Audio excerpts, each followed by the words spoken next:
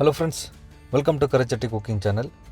അപ്പോൾ നമുക്ക് ഇന്ന് അടിപൊളിയായിട്ടുള്ളൊരു ചിക്കൻ ഗീ റോസ്റ്റ് ഉണ്ടാക്കാം. നല്ല സൂപ്പറായിട്ടുള്ള ചിക്കൻ ഗീ റോസ്റ്റ്. അപ്പോൾ ഇതെങ്ങനെയാണ് ഉണ്ടാക്കണം, അതിൻ്റെ റെസിപ്പി എന്താണെന്ന് നമുക്ക് നോക്കാം.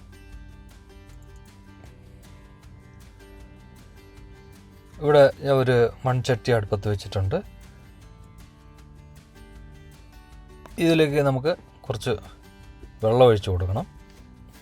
എന്നിട്ട് നമുക്ക് ഇതിലേക്ക് ഏലക്ക, ഗ്രാമ്പു, അതുപോലെ തന്നെ കറുവപ്പട്ട, ഇത്ര സാധനം ചേർത്ത് കൊടുക്കണം.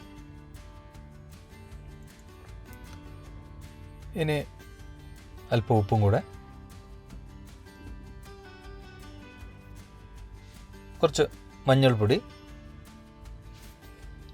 ഇനി നല്ല കഴുകി വൃത്തിയാക്കിയ ചിക്കൻ്റെ പീസ്, ഞാൻ ഇവിടെ ഒരു 2 ലെഗ് പീസും 2 കഷ്ണവും എടുത്തിട്ടുണ്ട്. അപ്പോൾ ഇത് നമുക്ക് നന്നായിട്ടൊന്ന് വേവിച്ചെടുക്കണം.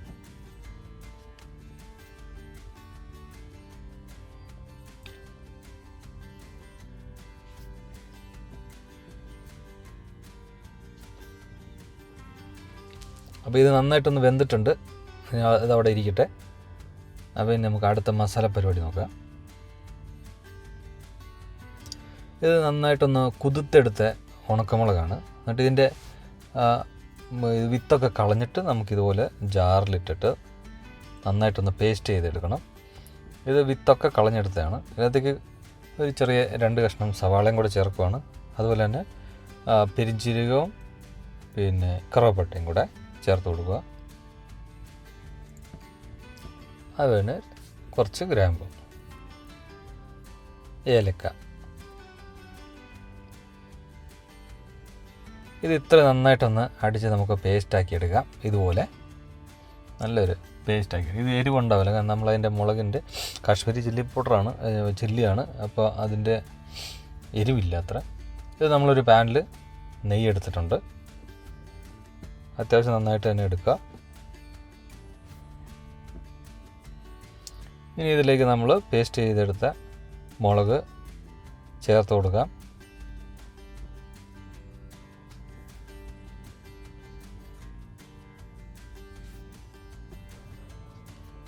ഇതിലേക്ക് ഇഞ്ചി വെളുത്തുള്ളി പേസ്റ്റും കൂടെ ആഡ് ചെയ്യുകയാണ്.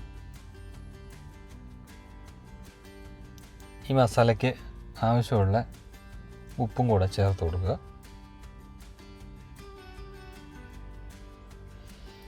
ഇനി കുറച്ച് കറിവേപ്പിലും കൂടെ ആഡ് ചെയ്യുകയാണ്.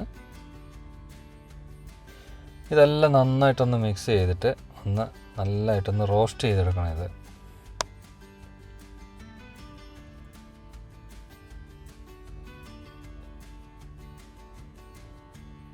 മസാല നന്നായിട്ട് റോസ്റ്റ് ആയതിന് ശേഷം നമുക്ക് വേവിച്ച് വെച്ച ചിക്കൻ്റെ പീസ് ആഡ് ചെയ്യാം.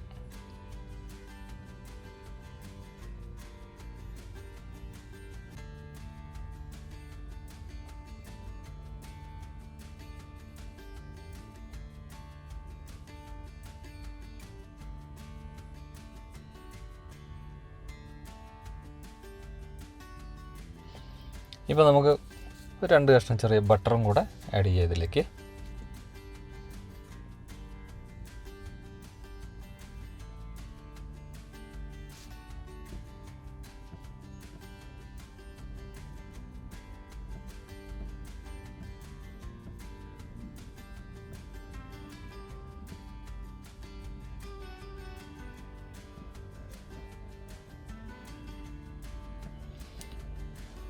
മസാല നന്നായിട്ട് റോസ്റ്റ് ആയിട്ടുണ്ട്. അപ്പോൾ ഇനി നമുക്ക് വേവിച്ച് വെച്ച ചിക്കൻ്റെ പീസ് ഇട്ട് കൊടുക്കാം.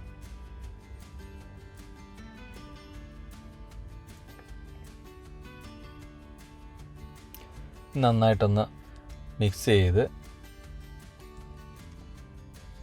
1 മിനിറ്റ് നമുക്കൊന്ന് ഇതിനെ വേവിക്കണം. വേവിക്കേണ്ട, ഒരു മിനിറ്റ് വരെ ഈ മസാലയൊക്കെ നന്നായിട്ടൊന്ന് പിടിക്കുന്നതിന് വേണ്ടി ഒരു മാക്സിമം 1 മിനിറ്റോളം ഇതുപോലെ വെച്ചാൽ മതി. അതിലേക്ക് നമ്മൾ കുറച്ച്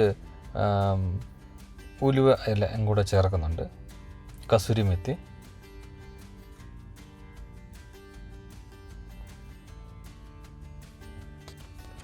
അപ്പോൾ ഇത് വളരെ എളുപ്പത്തിൽ സിമ്പിളായിട്ട് ചെയ്യാൻ പറ്റുന്ന ഒരു സംഭവമാണ് ചെയ്തിട്ടുള്ളത്. വളരെ രുചിയായിരിക്കും, ചോറിനും ചപ്പാത്തിക്കൊക്കെ അടിപൊളിയായിരിക്കും. ഇത് ഇതിനകത്തേക്ക് നമുക്കിനി കുറച്ച് മല്ലിയിലയും കൂടെ ചേർത്ത് കൊടുക്കുക. അതേപോലെ തന്നെ കുറച്ച് സ്പ്രിംഗ് ഓനിയനും കൂടെ ചേർത്ത് കൊടുത്ത് നല്ല അടിപൊളിയായിരിക്കും. ഇത് മംഗലാപുരത്തേക്ക് നല്ല നീർദോശയുടെ കൂടെയൊക്കെ കഴിക്കും നല്ല അടിപൊളിയായിട്ട്. അപ്പോൾ ഇത് ചിക്കൻ ചപ്പാത്തിയുടെ കൂടെ എല്ലാത്തിനും കൂടെ കഴിക്കാവുന്നതാണ്. അപ്പോൾ ഈ ചെറിയ വീഡിയോ ഇഷ്ടപ്പെട്ടാൽ ലൈക്ക് ചെയ്യുക, ഷെയർ ചെയ്യുക, കമൻറ്റ് ചെയ്യുക. അതുപോലെ അടുത്ത വീഡിയോയിൽ കാണുന്നവരെ എല്ലാവർക്കും ബൈ ബൈ.